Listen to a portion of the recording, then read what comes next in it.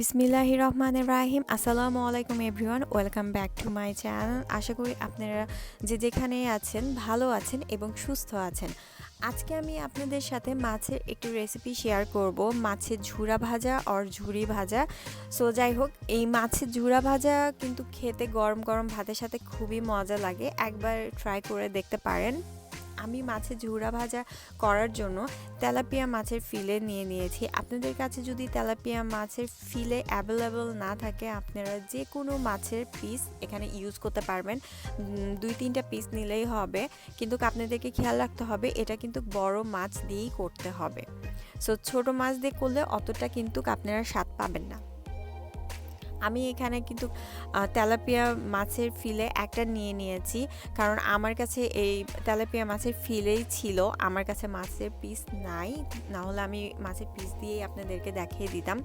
So আমি এখানে tilapia মাছের একটা ফিলে নিয়ে নিয়েছি, ভালো করে ক্লিন করে আমি পানি ঝরিয়ে নিয়েছি এটার। আর এখানে আমি বড় একটা পাকা টমেটো কুচি নিয়েছি। এখানে আমি পেঁয়াজ কুচি নিয়েছি 1 কাপ পরিমাণ। আমি 2 টেবিল স্পুনের মতো রসুন কুচি নিয়েছি, আর 4 টেবিল স্পুনের মতো আমি ধনিয়া পাতা কুচি নিয়েছি, কারণ আমি এটাতে ধনিয়া পাতা বেশি ইউজ করব। আর 2টা কাঁচামরিচ নিয়ে নিয়েছি। আর আমি হাফ টিস্পুন করে এখানে লবণ, তারপরে হলুদ, লাল মরিচের গুঁড়া, আদা রসুন পেস্ট আর ধনিয়া গুঁড়া নিয়ে নিয়েছি। আমি সবগুলোই কিন্তু হাফ টিস্পুন করে নিয়েছি।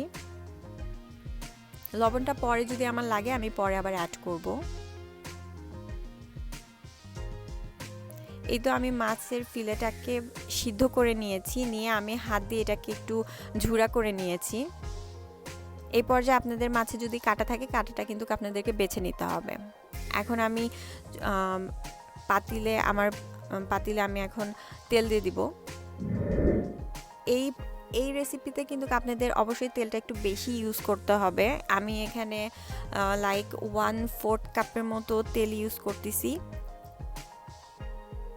এখন আমি অনিয়ন কুচিগুলো এর মধ্যে দিয়ে দিলাম।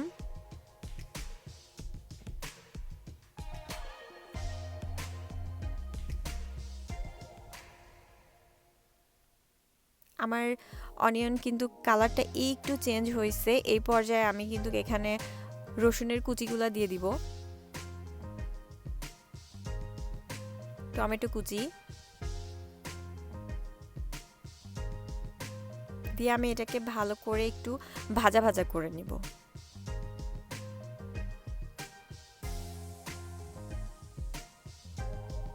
এই যে আমার কিন্তু এটা একটু ভাজা ভাজা হয়ে গেছে। এখন আমি এখানে একটুখানি পানি অ্যাড করব, কারণ আমি যেহেতু শুকনা মশলাগুলো এখানে দিব, যাতে আমার মশলাগুলো পুড়ে না যায় এই জন্য।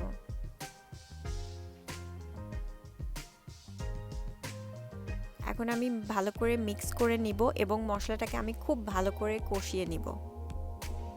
আমার কিন্তু মশলাটা কষানো হয়ে গেছে, দেখতে পাচ্ছেন তেল কিন্তু উপরে উঠে এসেছে। এই সময় আমি যেই মাছটা ভালো করে ক্লিন করে সিদ্ধ করে রেখেছিলাম, আমি ওইটা এখন এর মধ্যে দিয়ে দিব, দিয়ে মশলাটার সাথে মাছটাকে খুব ভালো করে মিক্স করে নিব।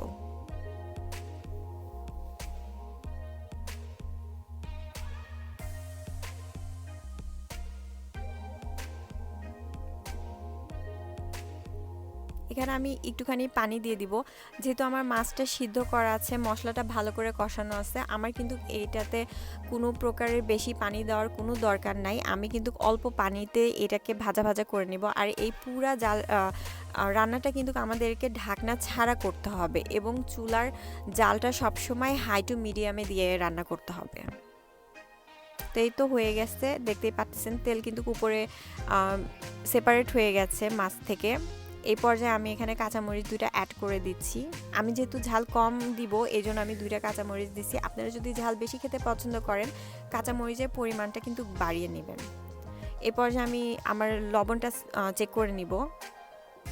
আমার লবণ একদমই পারফেক্ট হয়েছে।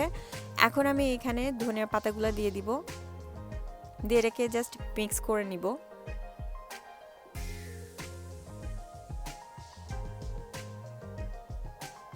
অলমোস্ট আমার মাছের ঝুরা ভাজাটা ডান।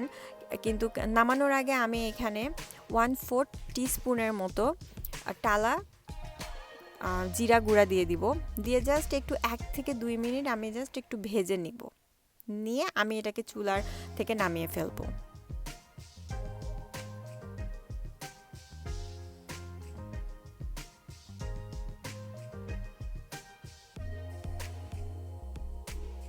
এই তো আমি চুলা থেকে নামিয়ে ফেলছি। সো অবশ্যই আপনারা এটা বাসায় ট্রাই করে দেখবেন। যদি ভালো লেগে থাকে আমার কমেন্ট সেকশনে অবশ্যই জানাবেন, আর লাইক করতে কিন্তু ভুলবেন না। যদি আমার রেসিপিটা আপনাদের কাছে ভালো লেগে থাকে অবশ্যই লাইক করবেন, বেশি বেশি করে শেয়ার করবেন, আর হ্যাঁ সাবস্ক্রাইব করতে ভুলবেন না কিন্তু। আল্লাহ হাফেজ।